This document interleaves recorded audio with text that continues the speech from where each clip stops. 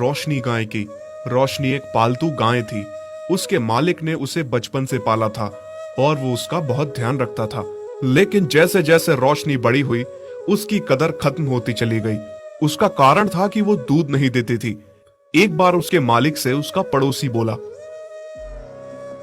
अरे मोहन, इस बिना दूध वाली गाय का तू क्या कर रहा है? इसे तो किसी कसाई को दे दे, तुझे पैसे मिल जाएंगे, या फिर इसे छोड़ दे। क्या बेवजह इसे चारा खिला के पैसे बर्बाद करता है, हैं? नहीं भैया, मैं ऐसा नहीं कर सकता।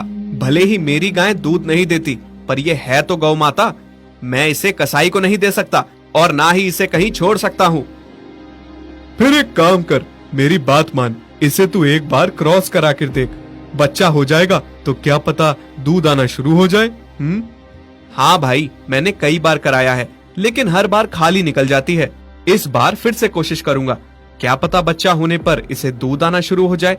वैसे अब ये मेरे किसी काम की नहीं है, पर फिर भी देख लेता हूँ। इतना कहकर पड़ोसी वहां से चला जाता है। मोहन की लाख कोशिशों के बाद भी रोशनी दूध नहीं देती। इस वजह से उसका मालिक उसे सूखा चारा देता था और बाकी जितने भी गाय भैंस थी वो सब हरा हरा चारा खाती थी। एक दिन चंपा गाय रोशनी गाय से कहती है, अरे रोशनी, तेरा जीवन भी क्या जीवन है। मालिक तुझे सूखी सूखी घास देता है और हमें देख, हरी हरी ताजा ताजा घास खाते हैं। अगर तू भी दूध दे रही होती तो मालिक तेरा भी उतना ही ध्यान रखते जितना हमारा रखते हैं। हाँ चंपा बहन, मैं जानती हूँ, पर मैं क्या करूँ? दूध आना ना आना मेरे बस की बात नहीं है। मैं तो खुद चाहती हूँ कि मैं मालिक को कुछ तो फायदा करवाऊं, नहीं तो पड़ोसी की बात में आकर क्या पता मालिक एक दिन मुझे सही में कसाई के हवाले कर दे। हाँ रोशनी, ऐसा हो तो सकता है, क्योंकि मालिक तुझे फ्री का कब तक खिलाएगा? तू किसी काम की ही नहीं है। अगर तू दूध देती तो मालिक उसे बेचकर उनका फायदा होता। खैर, अपनी अपनी किस्मत। चल, हम चलते हैं, हमारे दूध देने का समय हो गया है। चंपा की बातें सुनकर रोशनी बहुत दुखी हो जाती है। ऐसे ही समय बीत जाता है और कुछ महीने बाद रोशनी गर्भवती हो जाती है। तब बाकी की गायें उसका मजाक बनाती हैं। रोशनी बहन, सुना है तुम गर्भवती हो? हाँ बहन, बस भगवान की दुआ है, इतने साल बाद मुझे ये खुशी मिली है। अच्छा है, पर मुझे एक बात का दुख हो रहा है। जब तुम्हारा बच्चा होगा तुम उसे दूध कैसे पिलाओगी? तुम तो बिना दूध वाली गाय हो, तुम्हारा बच्चा तो भूख से मर जाएगा।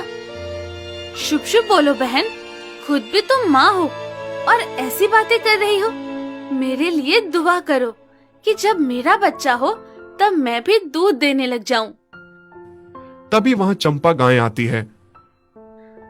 हाँ, अगर ऐसा हुआ तो तुम्हारे लिए अच्छा होगा, पर बहन अगर ऐसा नहीं हुआ तो मैं तेरे बच्चे को दूध पिला दूंगी, पर फिर वो हमेशा के लिए मेरा हो जाएगा।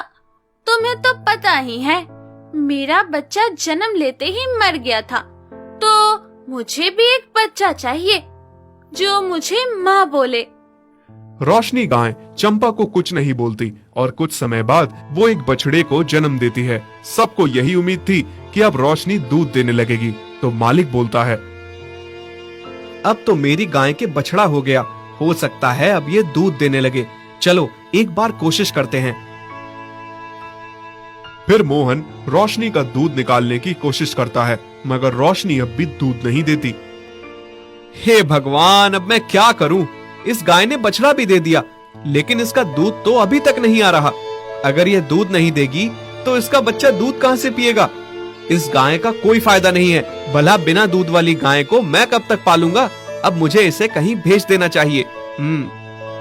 रोशनी चुपचाप अपने मालिक की बात सुन रही थी। वो मन ही मन में बहुत दुखी हो रही थी।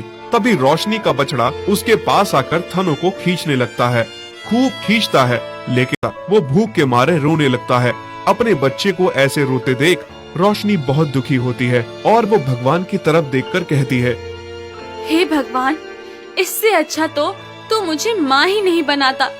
कम से कम मैं ये दुख तो नहीं देखती।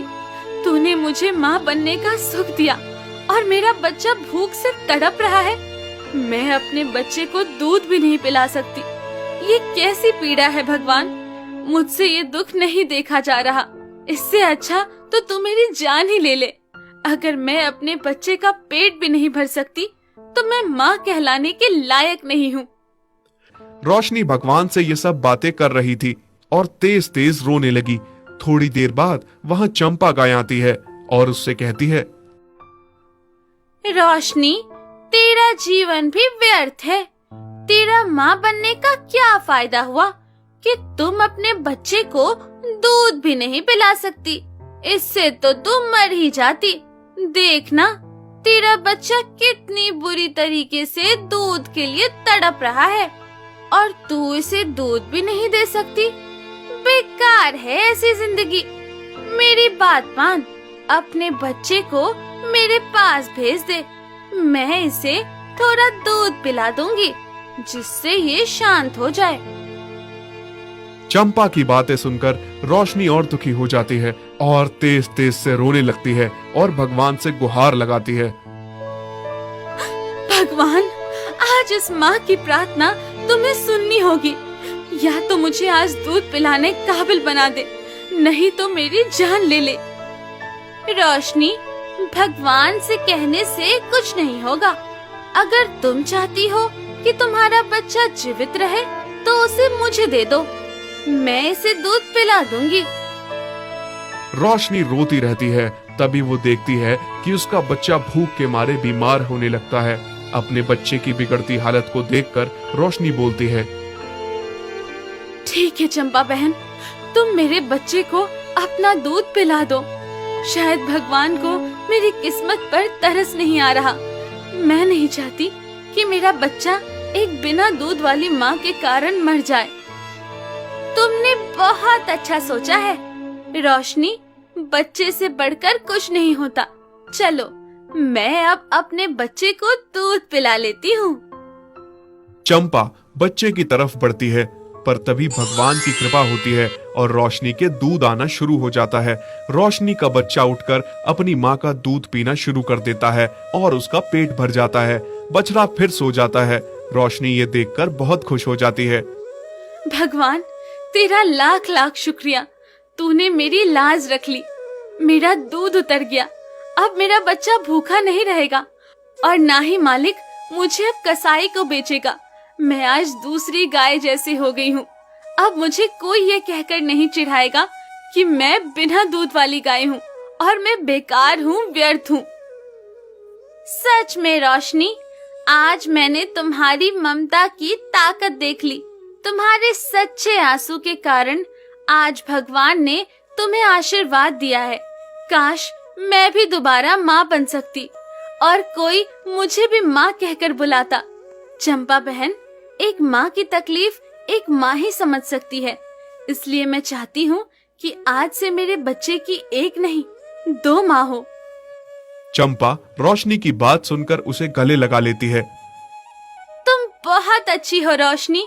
मैंने तुम्हारे साथ इतना बुरा किया, तुम फिर भी मेरे लिए इतना सोच रही हो। तुम धन्य हो। अब रोशनी के थनों से दूध टपक रहा था। ये देखकर मालिक भी बहुत खुश हो जाता है और बाल्टी में उसका दूध निकालने लगता है। फिर रोशनी ही सबसे ज्यादा दूध देने वाली गाय बन गई और मालिक उसे बेचकर अच्छा खासा मुनाफा कमाने लगा।